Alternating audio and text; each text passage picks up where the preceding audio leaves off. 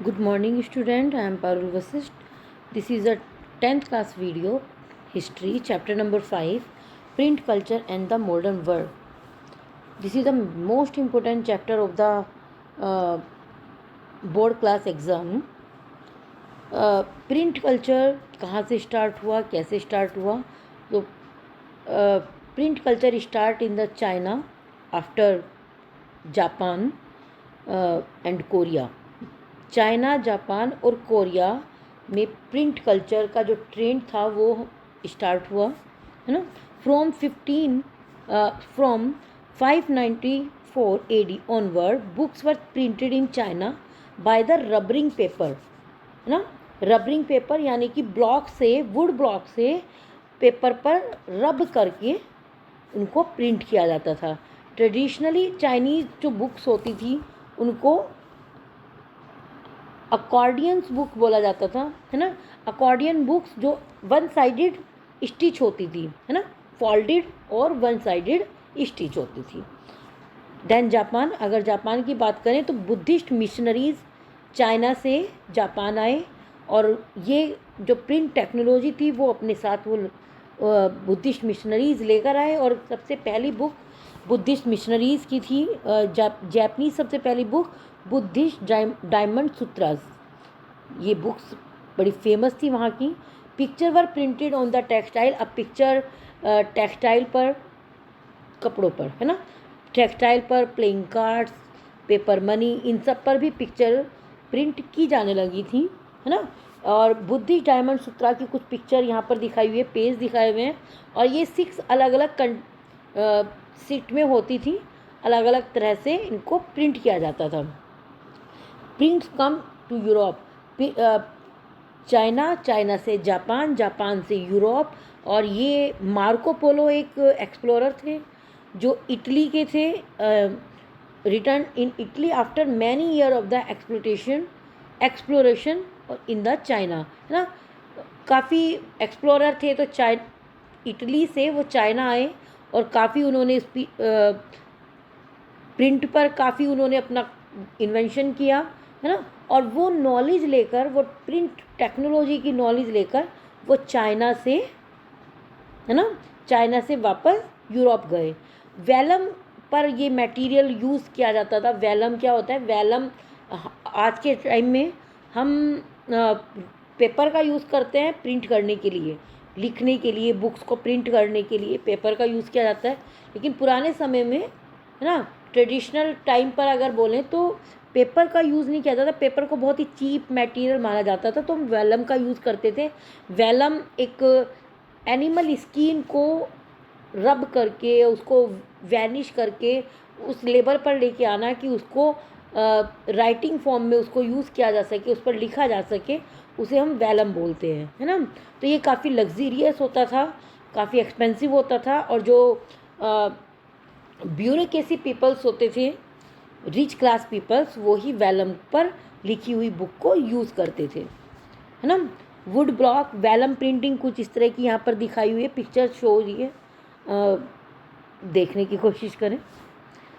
Increase in the demand for books. China में books की demand काफ़ी बढ़ चुकी थी. बुक्स फेयर मार्केट में अलग अलग एरियाज़ में बुक फेयर लगते थे, जैसे कैमल फेयर लगता है और आपका अदर अदर फेयर्स लगाए जाते हैं. इसी तरह से बुक्स की डिमांड बढ़ने लगी. बुक्स फेयर यहाँ पर काफ़ी बड़े स्केल पर हेल्ड किए गए. Production of the handwritten manuscript were was also organized in a new way to meet the expansion demand, है ना. हैंड रिटन जो हैंड रिटन मटेरियल होता था, मैन्यूस्क्रिप्ट जो पान लीफ पर लिखी जाती थी, उनकी डिमांड ऐसा नहीं था एकदम कम हो गई प्रिंटिंग आने से, उनकी डिमांड बढ़ रही थी, है ना. और हैंड रिटन जिसे, जैसे हम घर में गार्डनर हायर करते हैं, घर में हम काम करने के लिए कोई भी किसी पर्सन को हायर करते हैं, ऐसे ही पुराने समय में ट्रेडिशनल टाइम पर जो बुक सेलर हुआ करते थे और जो भी ये रिच क्लास पीपल हुआ करते थे, है ना, वो स्क्राइबर्स का यूज़ किया करते थे. मतलब बुक लिखने के लिए वो घर में किसी पर्सन को हायर करते थे, है ना. तो इसलिए मतलब कोई पर्टिकुलर पर्सन एक बुक लिख रहा है तो वो बुक नेचुरल सी बात है एक्सपेंसिव होनी है, तो एक्सपेंसिव होती थी, है ना। ये कुछ वुड ब्लॉक्स प्रिंटिंग का इन्होंने ये दिखाया हुआ है। जैसे हम आजकल आप देखते हो कि जो गेट्स वगैरह होते हैं, गेट पर भी बहुत सारा इस तरह से नक्काशी वर्क होता है। तो इस तरह से पेंटिंग ये इस तरह से ब्लॉक बनाए जाते थे, उनको ब्लॉक्स को इंक, है ना, इंक सर पर उनको डिप किया जाता था और फिर पेपर, एक सिंपल पेपर पे उसको ऐसे रब करके बहुत अच्छे से प्रेस करके वो पेंटिंग की जाती थी। इस तरह से पिक्चर भी प्रिंट की जाती थी। ये ब्लॉक्स कुछ दिखाए हुए हैं, है ना। गुटनबर्ग ने प्रिंटिंग प्रेस को इन्वेंट किया।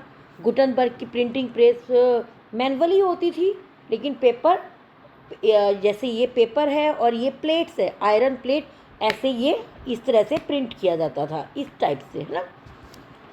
Print revolution at its impact. Print का जब रेवोल्यूशन हुआ किसी चीज़ का, जब भी किसी भी का भी रेवोल्यूशन होता है तो उसका impact ordinary people, women life, workers और स्पेशली प्रिंट कल्चर का जो इम्पैक्ट था वो चिल्ड्रंस पर था।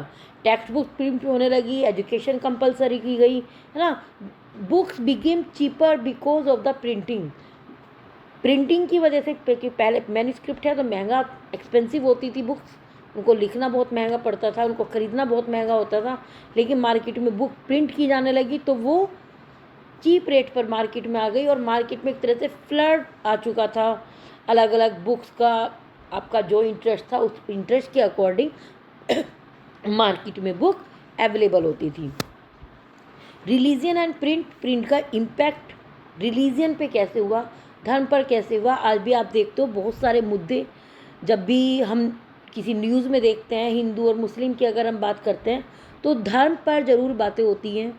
हम एक धर्म, एक रिलीजन दूसरे रिलीजन को किसी भी एक टॉपिक पर एक मुद्दा बनाकर उसको टारगेट करता है ना। फिर उसका काउंटर रिप्लाई भी किया जाता है। Print create the possibility of the wide circulation of ideas and introduce a new word of debate and discussion. TV पर आज क्या देखते हो, टीवी पर डिबेट होती रहती है। रिलीजन सबसे मेन मोटिव होता है रिलीजन, तो रिलीजन पर सबसे ज़्यादा बातें की जाती हैं, उस पर डिबेट की जाती हैं। और ये कहीं ना कहीं हमारा प्रिंट कल्चर का एक इसका इम्पैक्ट हमें देखने के लिए मिलता है। रोमन चर्च, अगर हम यूरोप की बात करें, यूरोप में दो, वैसे तो क्रिश्चियनिटी है पर क्रिश्चियनिटी के अलावा क्रिश्चियनिटी में भी टू सेक्ट्स हैं वहाँ पर, एक प्रोटेस्टेंट है और दूसरा आपका कैथोलिक है। तो रोमन कैथोलिक चर्च पर काफ़ी अटैक किए गए, तो वहाँ पर रोमन में, है ना, यूरोप में 1558 में एक पूरी एक लिस्ट चर्च ने तैयार की, जहाँ पर इंडेक्स तैयार की, एक लिस्ट तैयार की जहाँ पर उन स्पेशल बुक्स को बैन किया गया कि यहाँ पर ये बुक पूरी तरह से बैन है ना। जैसे हम मार्टिन लूथर दिखाए हुए हैं। मार्टिन लूथर ने एक अपनी बुक लिखी थी 95 थीसिस, और उस थीसिस में उन्होंने रोमन कैथोलिक चर्च के जो ट्रेडिशन थे उसको क्रिटिसाइज़ किया। काफ़ी बड़ी फेमस बुक थी ये, है ना। और रीडिंग मीनिया धीरे धीरे पूरे यूरोप में लिटरेसी लेवल डेवलप हुआ, तो फिर प्रिंट कल्चर की डिमांड, बुक्स की डिमांड ज़्यादा से ज़्यादा क्रिएट हुई, है ना। धीरे धीरे इसी तरह से प्रिंट कल्चर और फ्रेंच रेवोल्यूशन, प्रिंट कल्चर का फ्रेंच रेवोल्यूशन का तो नाता बहुत दूर का है। क्यों है? क्योंकि फ्रेंच रेवोल्यूशन में सबसे ज़्यादा क्या था कि फ्रेंच रेवोल्यूशन में अलग अलग जो फिलोसफर थे उन्होंने अपने आइडियाज़ दिए। ये आइडियाज़ तब दिए गए जब प्रिंट का इनोवेशन वहाँ पर हो चुका था। याद कीजिए अपना 9th क्लास, वहाँ पर आपके मॉन्टेस्क्यू, रूशो और आपके बहुत सारे जीन लॉक वगैरह बहुत सारे फिलोसफर थे जिन्होंने अपना प्रिंट के मीडियम से फ्रेंच रेवोल्यूशन को आगे बढ़ाया, है ना। Children and the print primary जब अगर हम बात करें कि प्रिंट कल्चर का चाइल्ड एजुकेशन, चिल्ड्रन पर क्या इम्पैक्ट हुआ, तो प्राइमरी एजुकेशन कंपलसरी हो चुकी थी इन द यूरोप। तो नीड थी पब्लिशर को कि चिल्ड्रंस के लिए प्रेस को सेटअप किया जाए। अब चिल्ड्रंस की बात की जा रही है, चाइल्ड ग्रुप की बात की जा रही है, तो फेरी टेल्स एक्सेट्रा, और जो भी उनके इंटरेस्टेड, जो उनको कहानियाँ, स्टोरीज़, पोएम्स वगैरह उनके लिए होती थी, तो ग्रीम ब्रदर्स ने ये रेस्पॉन्सिबिलिटी ली कि वो विलेज टू विलेज जाकर, फार्मर के पास जाकर उन स्टोरी को कलेक्ट करते थे, है ना। काफ़ी मटेरियल उन्होंने अकॉर्डिंग टू चिल्ड्रन पब्लिश किया। Workers, women workers and print, women की लाइफ पर क्या इम्पैक्ट हुआ, तो वुमेन की लाइफ पर नॉवेल्स लिखने स्टार्ट किए उन्होंने, रीडर और राइटर दोनों थी हमारी वुमेन, है ना। Penny magazine were publish for the women, penny magazine, penny means होता है सिक्का, बहुत कम रेट पर, बहुत कम वैल्यू पर बुक्स को प्रिंट किया जाने लगा for the special for the womens, है ना। और novel begin in return and women as the reader और राइटर ये दोनों हुआ करती थी। और बहुत सारी नॉवलिस्ट थी जो उस टाइम पर नॉवेल्स को लिखने का काम किया करती थी। ऐसे ही फर्दर इनोवेशन, इसके अलावा और को क्या क्या इनोवेशन हुए आज के समय में, जब हम देखते हैं कि पहले ब्लैक एंड वाइट टीवी होता था, पहले मूवी जो होती थी वो कैसी होती थी, उसमें एक आवाज़ ही नहीं होती थी, वॉल्यूम ही नहीं होती थी, केवल एक्शन से हम बातें समझते थे। उसके बाद वॉल्यूम आने लगी तो ब्लैक एंड वाइट टीवी होता था, ब्लैक एंड वाइट टीवी वो भी शटर वाला, है ना। ब्लैक एंड वाइट टीवी के बाद फिर क्या चेंज हुआ, इनोवेशन वहाँ पर हुए हैं, इनोवेशन यहाँ भी हुए हैं। Richard M Hoe of the New York perfect the power driving cycling press by the mid 19th century, offset press, फिर धीरे धीरे ऑफसेट प्रेस का यूज़ किया मतलब यूज़ होने लगा। ऑफसेट प्रेस में क्या होता है, वन टाइम 6 कलर यूज़, है ना, एक टाइम में 6 कलर को यूज़ किया जाता है। स्पेशली ये ऑफसेट प्रेस का यूज़ न्यूज़पेपर पब्लिश करने के लिए, बुक्स को पब्लिश करने के लिए इसको यूज़ किया जाने लगा। ऐसे ये कुछ पिक्चर यहाँ पर दिखाई हुई है, देखिए सिलेंडर टाइप में कुछ ये है प्रेस, सिलेंडर टाइप में, और इस तरह से ये यहाँ पर ये जो प्रिंट है वो मतलब बुक जो है वो प्रिंट होती है। नेक्स्ट है new strategy of the cell book, अब सेल करने के नए नए तरीके सर्च किए जाने लगे, किस तरह से मार्केट में किस मटेरियल की डिमांड है। बुक्स, अगर वुमेन की बात की जा रही है तो fashion designing, travelling, housekeeping etcetera, तो सबकी डिमांड के अकॉर्डिंग बुक को सेल किया जाने लगा, है ना। India and the world of print, अब इंडिया में प्रिंट कल्चर आने वाला था, है ना। तो प्रिंट कल्चर की स्टार्टिंग इंडिया में कैसे हुई, ऐसा नहीं था कि इंडिया में प्रिंट से पहले हम पढ़ना लिखना ही नहीं जानते थे, ऐसा कुछ भी नहीं था। हम पहले मैन्यूस्क्रिप्ट को यूज़ करते थे, यानी कि पाम लीफ पर, बड़े बड़े पत्ते होते हैं, पाम लीफ पर हम स्टार्टिंग में हमारे यहाँ के जो ग्रंथ होते थे, वेद होते थे, उनको लिखा जाता था। पोर्तुगीज़ मिशनरीज आए, उन्होंने अपनी मतलब हमारी जो वर्नाकुलर लैंग्वेज है उस वर्नाकुलर लैंग्वेज में उसको लिखा जाने लगा। गोवा में सबसे पहली स्टार्टिंग हमारे यहाँ प्रिंटिंग प्रेस की गई, उसके बाद कोंकणी लैंग्वेज, उसके बाद कन्नड़ लैंग्वेज, और कैथोलिक प्रिस्ट ने आपकी मलयालम लैंग्वेज और तमिल लैंग्वेज पर अलग अलग बुक्स लिखी। उस टाइम की जो फेमस बुक थी, पहली first famous book for the English, वो थी बंगाल गज़ट, जो लिखी थी जेम्स ऑगस्ट हिस्की ने, है ना। काफ़ी कुछ उनको क्रिटिसाइज़ भी किया गया कि कुछ बुक्स के स्टार्टिंग है। पेज फॉर द ऋग्वेद के पेज ये पाम लीप पर लिखे हुए हैं, है ना, लीप पर नहीं है, वुड पर है, और उनको वन साइड स्टिच, ऐसे वन साइड स्टिच किया गया, जिससे ये फोल्ड ऐसे हो जाते थे, फोल्ड, है ना, ऐसे फोल्ड होते थे। बहुत ज़्यादा फ्रेजाइल हुआ करते थे, बहुत ज़्यादा सोफिस्टिकेटेड हुआ करते थे ये, है ना। रोल ऑफ द न्यूज़पेपर का क्या रोल था, तो सोसाइटी 2 पार्ट्स में डिवाइड हो चुकी थी। जैसे कुछ तो रिफॉर्मर थे, यानी कि कुछ तो आपके लिबरल ग्रुप थे, कुछ कंजर्वेटिव ग्रुप थे जो अपने आप को बदलना नहीं चाहते थे। तो राजा राम मोहन राय ने संवाद कौमुदी को प्रिंट कराया, तो उसका काउंटर रिप्लाई किया, किसने काउंटर रिप्लाई किया,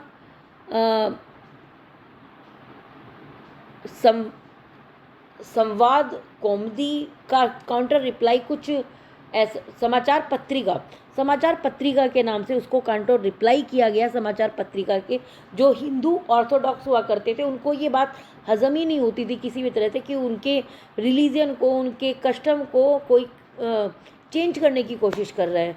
तो है ना, इसी तरह से बहुत सारे और, बॉम्बे समाचार, ये गुजराती न्यूज़पेपर था, वो काफ़ी फेमस रहा उस टाइम पर। और मुस्लिम सेक्ट तो ये मतलब उस टाइम डराने के लिए बोला जाता था कि अगर हिंदू गर्ल्स अगर पढ़ती है तो वो बहुत जल्दी विडो हो जाएगी, और मुस्लिम पढ़ने से इसलिए मना करती थी कि अगर मुस्लिम गर्ल्स को एजुकेशन मिल गई तो वो उर्दू रोमांस को पढ़कर अपने ट्रैक से हट जाएंगी, तो ये जो पूरी सोसाइटी है वो करप्ट हो जाएगी। ऐसे कुछ बोलकर एजुकेशन से गर्ल्स को दूर रखा जाता था, है ना। तो रिलीजन, रामचरितमानस को पहली बार तुलसीदास ने तुलसीदास की जो रामचरितमानस है उनको पहली बार प्रिंट किया गया कलकत्ता में 1810 में, है ना। और नवल किशोर प्रेस लखनऊ में है, श्री वेंकटेश्वर प्रेस मुंबई में है, और जैसे हमारे यहाँ पर गीता प्रेस गोरखपुर में है। तो काफ़ी फेमस प्रेस है जो रिलीजियन मैटर पर काफ़ी पब्लिश क्या करती है, काफ़ी चीप बुक मार्केट में अवेलेबल कराती है ना। मार्केट में अवेलेबल है सब बुक्स का। ये दिखाया हुआ है कि कितनी नाजुक सी बुक दिखाई हुई है, फ्रेजाइल सी है, सोफिस्टिकेटेड सी है, रामचरितमानस ही दिखाया हुआ है ना। न्यू फॉर्म ऑफ पब्लिकेशन, नई नई मार्केट की डिमांड बढ़ चुकी थी, अलग अलग डिमांड थी सबको, किसी को ऐसे चाहिए, किसी को लिरिक्स चाहिए, किसी को शॉर्ट स्टोरी की डिमांड थी, किसी को पॉलिटिकल मैटर की डिमांड थी। तो और कोई चाहता था कि विजुअलाइज पिक्चर हमें दिखनी चाहिए। विजुअलाइज पिक्चर यानी कि जैसे आज मार्केट में हम कहीं पर पिक्चर देखने जाते हैं, हॉल में पिक्चर देखने जाते हैं, तो पिक्चर से पहले उसका एक विजुअलाइज पिक्चर हमारे सामने होती है, और पिक्चर देखकर हम समझ जाते हैं कि अच्छा ये इसका कुछ ये मैटर रहा होगा, ये पिक्चर ऐसी रही होगी। तो इस तरह से मार्केट में नई नई डिमांड थी कि रिटर्न मटेरियल काफ़ी हो गया, आप कुछ विजुअलाइज हमें होना चाहिए। जैसे बहुत सारी पिक्चर आपकी बुक में शो की हुई है, और न्यू फॉर्म में कैरिकेचर आ चुका था, कार्टून आ चुका था, सब अलग अलग फॉर्म में अपने आप को, जैसे न्यूज़पेपर में आप देखते हो बहुत सारे, स्पेशली इलेक्शन टाइम तो कैरिकेचर दिखाई देते हैं आपको। मोदी का कैरिकेचर होता है, योगी का होता है, और बहुत सारे लीडर्स होते हैं, राहुल गांधी का होता है, मेनका गांधी का होता है, सबके कैरिकेचर होते हैं। तो जो ओरिजिनल लाइफ पर, है ना, जो किसी एक लिविंग पर्सन का कोई मजाक बनाया जा रहा है तो वो कैरिकेचर है, और कार्टून तो आपका किसी का भी हो सकता है। तो कार्टून बनाए जाते थे। राजा रवि वर्मा ने, ये बहुत अच्छे पेंटर थे जिन्होंने अपनी पेंटिंग को मार्केट में शो किया। ये काफ़ी कुछ पिक्चर देखे, है ना, ऐसे ये पीछे से रमाई हुई है, ये घबराया हुआ, ये एक दूसरे को मनाने का काम कर रहे हैं। तो ये पिक्चर अपनी डेली लाइफ से हम ऐसे अटैच करते हैं कि ये लगता है कि हमारी ये डेली लाइफ है, और उसके इन पिक्चर्स को यूज़ किया जाता है आपको घर के डेकोरेशन के लिए, आप शोरूम के डेकोरेशन के लिए, अलग अलग एरियाज़ में अलग अलग मूड की पिक्चर लगाई जाती है ना। वुमेन एंड प्रिंट, वुमेन की लाइफ पर क्या इम्पैक्ट हुआ, तो हमने लिखना, जो कंजर्वेटिव हिंदूज थे उनका मानना यह था कि अगर literate girls should be the widow, and Muslim fear that the educated woman would be the corrupted by the reading and the Urdu romance, है ना। रसुंदरी देवी, इन्होंने, ये बहुत कंजर्वेटिव फैमिली से बिलोंग करती थी, और ऑर्थोडॉक्स इनके जो मेंबर, जो ऑर्थोडॉक्स हिंदू फैमिली से बिलोंग करते थे। और इसके बाद भी उन्होंने सीक्रेटली किचन में रहकर कुछ पढ़ना लिखना स्टार्ट किया, काफ़ी कुछ बुक पढ़ी, और उन्होंने फिर एक अपनी बुक लिखी, अमार जीवन, बंगाली में थी, है ना। तो बंगाली में हमार जीवन को अमार जीवन बोलते हैं। तो ये कुछ ऐसे बुक लिखी उन्होंने, ऐसी कुछ बुक्स लिखी। पंडिता रमाबाई ने हाई क्लास हिंदू वुमेन्स के बारे में उन्होंने ये बुक लिखी थी। तब रिच फैमिली में जो वुमेन की सिचुएशन होती थी उस पर उन्होंने, मेन टॉपिक इनका था। ऐसे ही बेगम रुकैया, है ना, बेगम रुकैया ने भी कुछ पिक्चर्स, कुछ नॉवेल्स इन्होंने भी लिखे जो कि वो काफ़ी कुछ फेमस रहे हैं।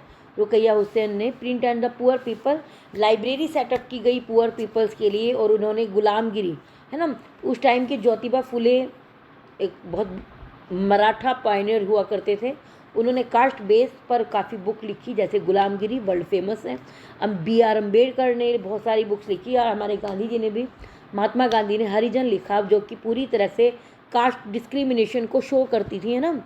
और इसके अलावा जो वर्कर्स थे, कानपुर मिल वर्कर थे जो फैक्ट्री में काम करते थे, और उनका नाम था काशी बाबा, जिन्होंने लिखा है छोटे और बड़े का सवाल, यानी कि ये कास्ट को शो करता है। इसके अलावा एक और राइटर थे, राइटर क्या थे, मिल वर्कर थे, कानपुर मिल वर्कर, जिन्होंने अपने नाम को चेंज करके सच्ची कविताएं करके कुछ बुक को पब्लिश किया है। और इन्होंने भी पूरी तरह से कास्ट डिस्क्रिमिनेशन पर बात की है। प्रिंट और सेंसरशिप, सेंसरशिप क्या होती है बेटा?